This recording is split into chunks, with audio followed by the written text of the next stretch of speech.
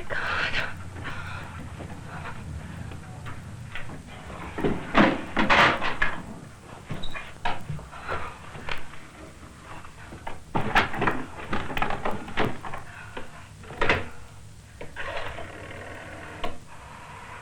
Operator, get me the police.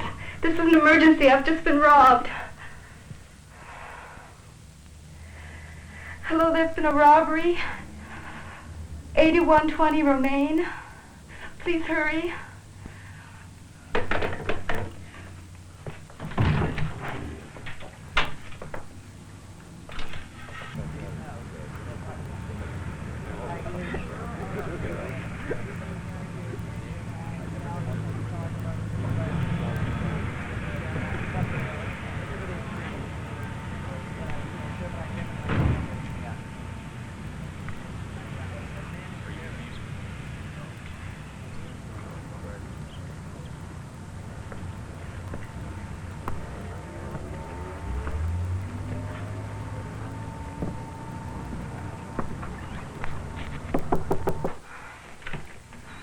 I'm glad you got here so quick. I looked around the whole place and only a couple of items seem to be missing. Yes, ma'am. Our call is to see the lady about a theft or a burglary. Could you tell us what happened? I was out in the backyard getting some sun for a little while. Less than an hour. And when I came back, my chess set was gone. Do you think you can get it back for me? It's the only thing I got out of my marriage. It had beautiful ebony and ivory hand-carved figures. Do you think you can get it back for me? It's worth over $3,000. We'll try, ma'am. Do you have any idea how the suspect got into your apartment?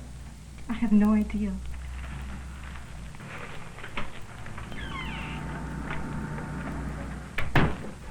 Doorknob's pretty loose, Gary. It looks like it's been channel locked. Ma'am, how many people knew you had the chess set here? Hardly anybody. I just got it in the settlement, and I've only lived here a week. Okay, ma'am, I need to get some information for the report. As you're going around the apartment, try not to touch anything. We may decide to fingerprint the area. Okay. Your first name? Joyce. And your last name? Manager.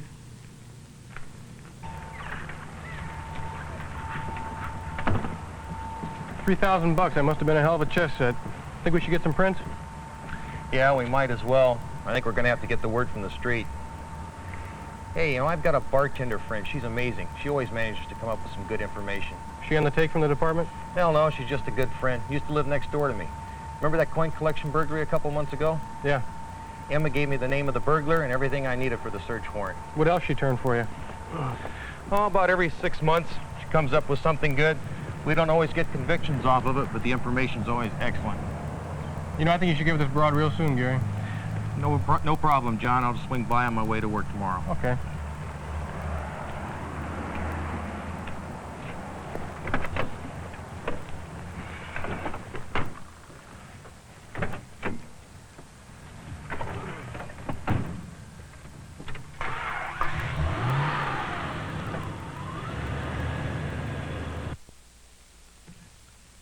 Law enforcement relies heavily upon tips provided by informers about criminal activity. The officer ordinarily has no first-hand knowledge that the tipster's information is accurate. He may obtain a valid warrant based on hearsay, provided, however, the magistrate's finding of probable cause meets legal requirements. Hi, Emma. How you doing? Not bad. What's this, your day off? No, I'm just going into work a little bit early and thought I'd stop by and see you. See how everything's been going with you. The courts impose a two-part test to ensure that an informer's hearsay information is trustworthy. First, the officer must present factual information showing the informer is credible or that his information is reliable. And secondly, the informer's tip must be stated in factual, not conclusionary terms, and must show the informer had personal knowledge of the subject matter. The same basic test applies both in search warrant and arrest situations. Remember that guy you tipped us on last January? That little bald guy who ripped out those stereos? That's the one. You know, he got probation out of that deal. So, well, what's happening these days? Yeah, we had a burglary. The bartender is a tested, reliable informer, She is known by the officer and has provided accurate information about criminal activity in the past.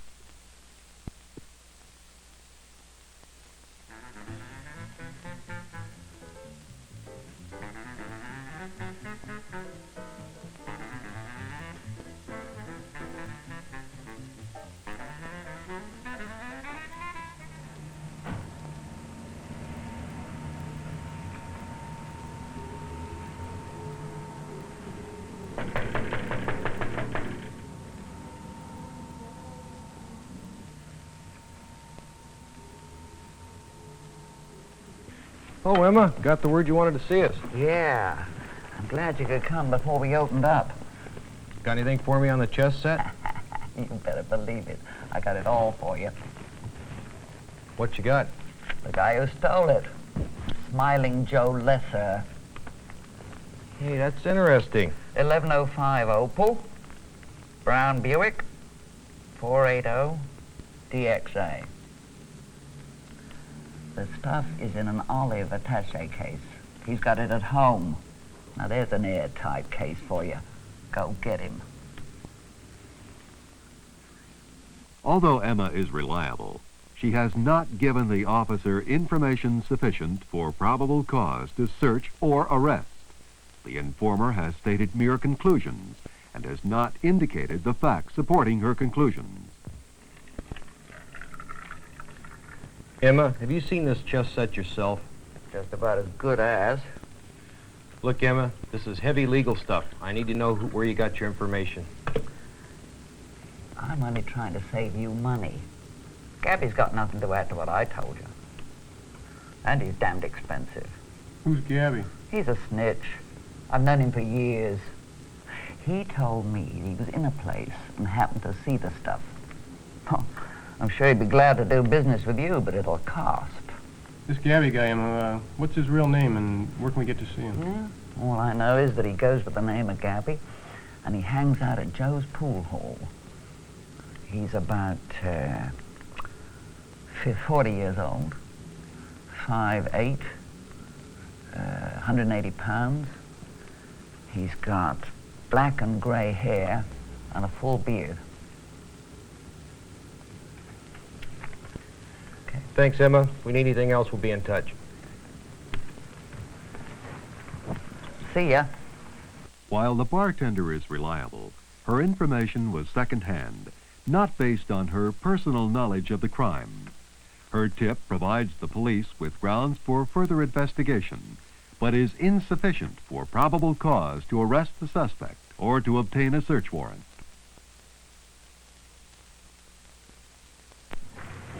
Hi, Tom.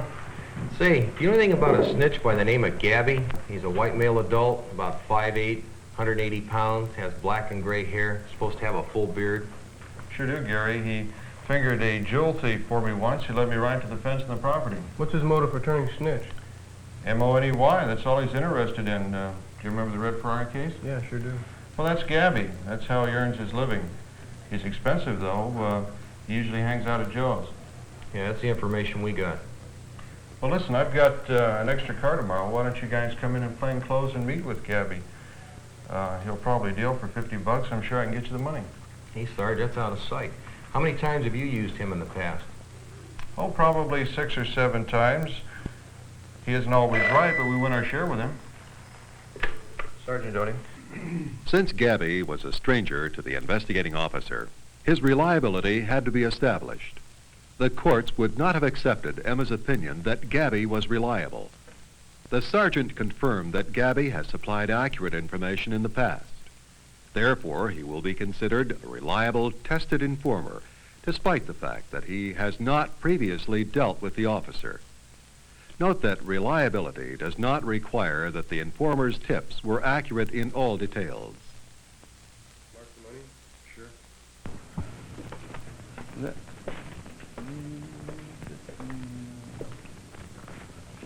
Hey, your name Gabby? Who are you?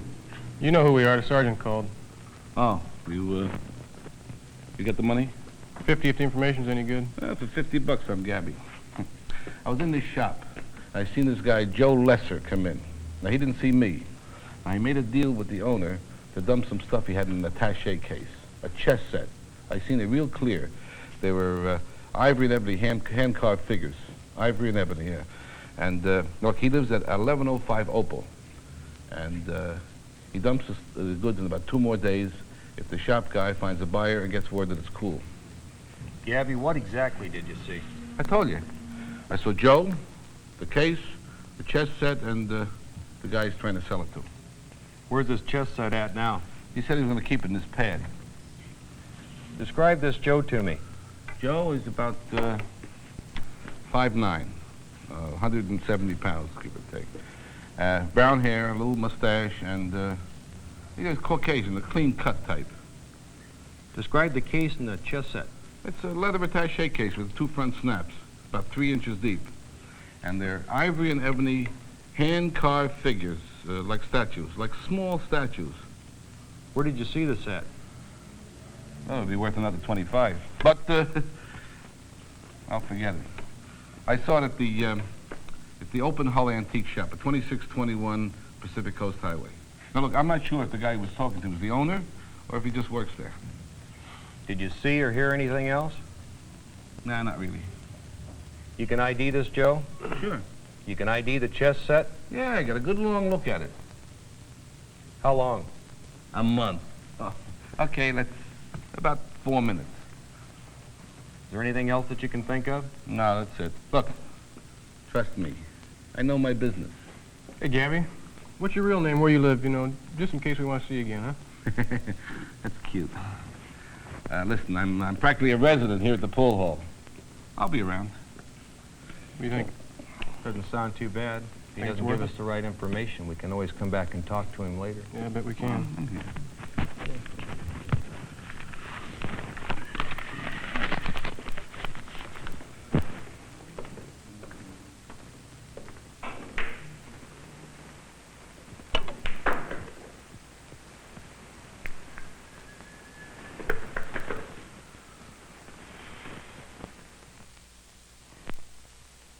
The officer now has legally sufficient information to support a search warrant.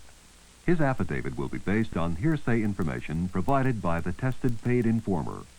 While a paid informer is viewed with caution by the court, the fact that the informer is paid does not destroy his reliability. Do you know where we can locate this Gabby? Yeah, he usually hangs out at Joe's pool hall in the afternoons. You don't think we'll have to burn him to the defense? He's not a material witness. As a DA, I'll buy that. We won't have to reveal his identity if his information goes only to probable cause. Of course, if the court thinks the snitch might have information on guilt or innocence, then we would have to reveal his identity, and that includes whereabouts. No matter, Bill. Gabby's easy to find.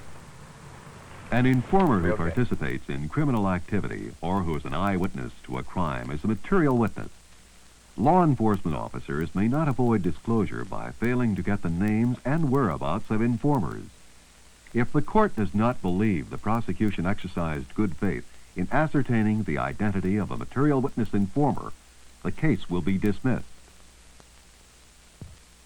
Go in this smoke.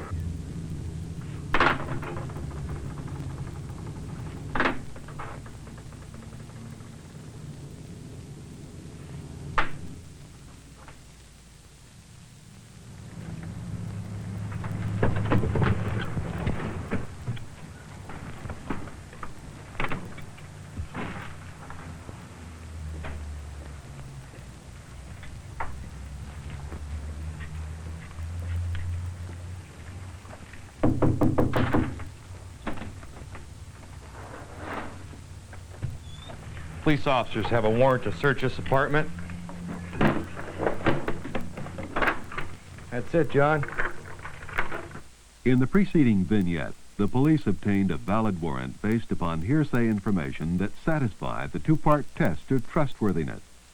The following vignettes will show the limitations placed upon police use of tips supplied by tested informers. E2.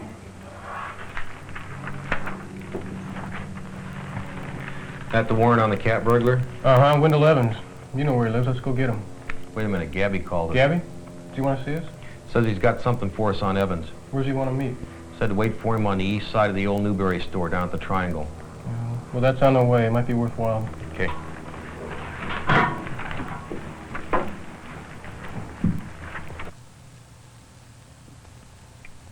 Hey, here comes Gabby now.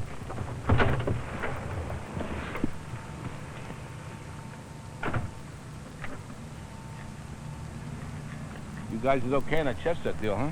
Yeah, everything worked out fine. What's on your mind today? You guys looking for Wendell Evans? Hey, you really know what's going down, don't you, Gabby? I thought you guys ought to know this guy's packing a 45. It's news to me. I never knew he carried a gun. Yeah, it is ammo. I didn't expect it either. I'm telling you, he's not only got it, he's ready to use it. How do you know? I saw the gun on him about an hour ago. Evans says he'll use it. He ain't letting anybody take him back to the joint. Thanks, Gabby. That's good to know. You can send my other 50 in the mail.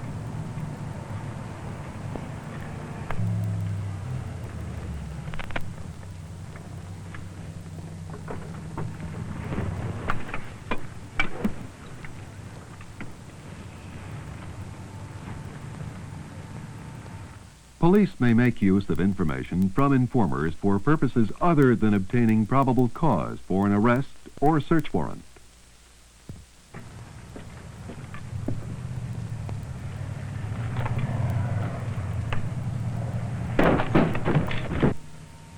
Here, the fresh information that the suspect was armed and prepared to use the weapon provided the officers with a valid basis for their non-compliance with knock and notice requirements.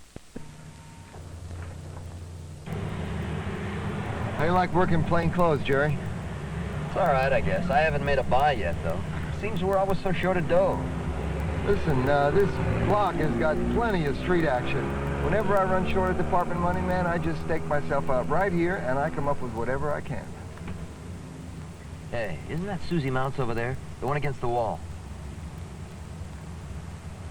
Yeah, that's her, man. Hey, you know, a couple of guys over in the Dix Bureau told me they saw her selling Reds. Have you ever made a buy from her? No, man, no. It's just, you know, I'm not even sure whether it was a policeman or a snitch that saw her make the sale. I gotta check out her rap sheet. You know, come to think of it, I think I was talking to Joe Williams about her a couple of weeks ago. Joe Williams. Isn't he that turkey that, on the day watch, who spent his whole time writing parking tickets? That's him. Anyway, he said that he thought Hey, that... wait a minute. Looks like Susie's got a deal going down over here. Let's watch this action a while. Right. Reliable information received through official police sources can furnish probable cause for arrest without a warrant. When field officers act on information received through such police channels, the courts still carefully examine the basis of the police information to ensure that probable cause in fact exists. That's it, man. Yeah. Hold it right there. We're police officers, Susie. Did the officers have probable cause to arrest? No. The suspect's behavior was consistent with innocent as well as criminal activity. The tinfoil package observed by the officers was not inherently suspicious. Without any other information, an arrest and search are unlawful. The information received through police channels does not in itself provide probable cause because the original source was unsubstantiated.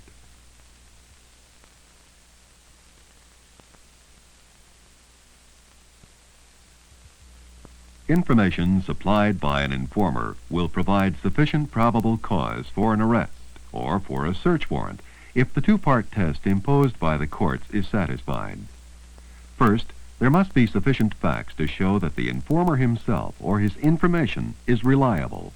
Second, the information supplied must be stated in factual as opposed to conclusionary terms, and the informer must speak from personal knowledge. An informer may be shown to be credible or reliable from a past history of providing accurate information to law enforcement. The mere fact that he is paid for his information does not preclude him from being considered reliable. Where the informer may provide evidence on the issue of guilt, the prosecution must either reveal the informer's identity to the defense, or the case will be dismissed. Informer-supplied information may also excuse non-compliance with knock and notice requirements. Information received through official channels can furnish probable cause, but the prosecution must be prepared to establish in court that the information was not invented or imagined.